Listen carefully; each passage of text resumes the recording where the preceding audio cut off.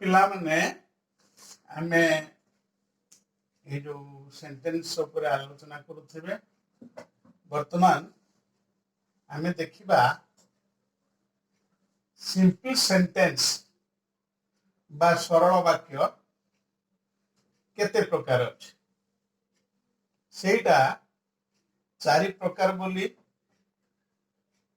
व्याकरणविद माने ग्रामारियन माने कहिसंती ताकू प्रथम टिके कुआ हेची डिक्लेरेटिव उक्ति सूचक तापर अछि इंटरोगेटिव प्रश्न सूचक इंपोरेटिव अनुज्ञा सूचक एक्सक्लामेटोरी विस्मय सूचक डिक्लेरेटिव रो उदाहरण आमे गुटे नबा उक्ति सूचक I have a TV set मोर गुटे टीवी सेट अछि इंटरोगेटिव रो मध्य गुटे उदाहरण नेबा एते दुईटी उदाहरण दिया हेची गुटे yes or no question answer पाए yes or no आंसर पाए आपे क्वेश्चन गुटे हेची आ गुटे अछि w बा wh क्वेश्चन गुटे हला आर यू ए सोल्जर तुमे जने सैनिक की आ गुटे wh वाला क्वेश्चन अछि हु इज योर अंकल तुमर मामू की अटती तापर असला इंपरेटिव रो अनुज्ञा सूचक से बुझेबो कोन आदेश अनुरोध आदि कथा को बुझेबो सेठी प्लीज कम हियर दया करी एठी आसंतु एक्सक्लामेटोरी विस्मय सूचक व्हाट ए बॉय केमिति के पिला टाइम एई भली कथा बुझिया पई प्रथमे देखा जाओ जतो आमे गले डिक्लेरेटिव शेष रे गोटे फुल स्टॉप देले तापरे इंटरोगेटिव रो शेष रे प्रश्न चिन्ह देले दुईटा इंटरोगेटिव सेंटेंस करा है सब रो शेष रे प्रश्न चिन्ह दिया है प्लीज कम हियर एठी के आसो बोली जो कुआ है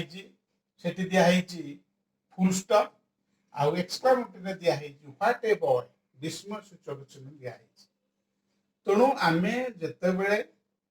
जो प्रकार वाक्य व्यवहार करिबा से विचारे हमको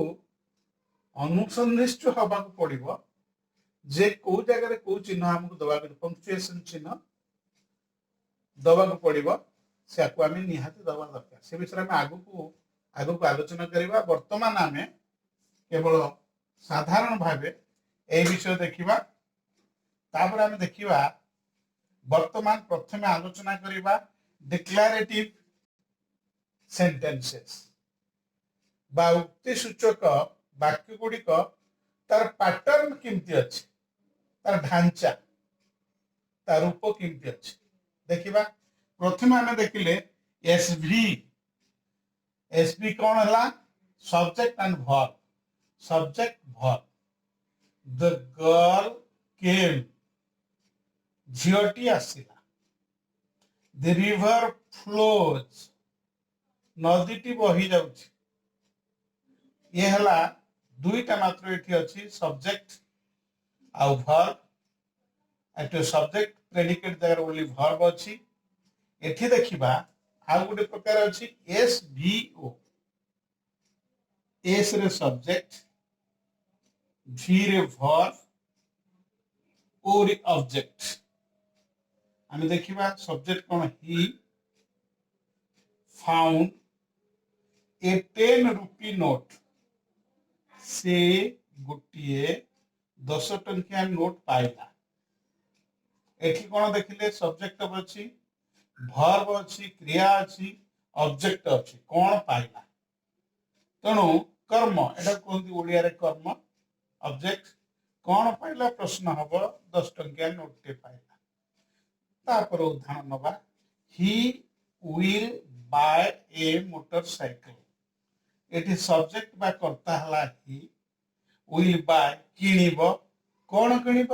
मोटरसाइकेल ऑब्जेक्ट है गोटे मोटरसाइकेल से किणिब तापर देखिबा एस भी ओ ओ अर्थात subject verb indirect object direct object दीटा ऑब्जेक्ट ओ गोटे ऑब्जेक्ट आ गोटे ओ मध्य ऑब्जेक्ट प्रथम ओटा होउची इनडायरेक्ट ऑब्जेक्ट ता परवर्ती ओटा होउची direct object he gave me A picture book से मते गोटे पिक्चर बुक बा छवि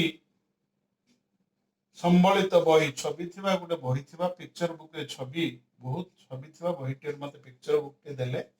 बहुत छवि थिबा बहीटे देले एठी कोन होउची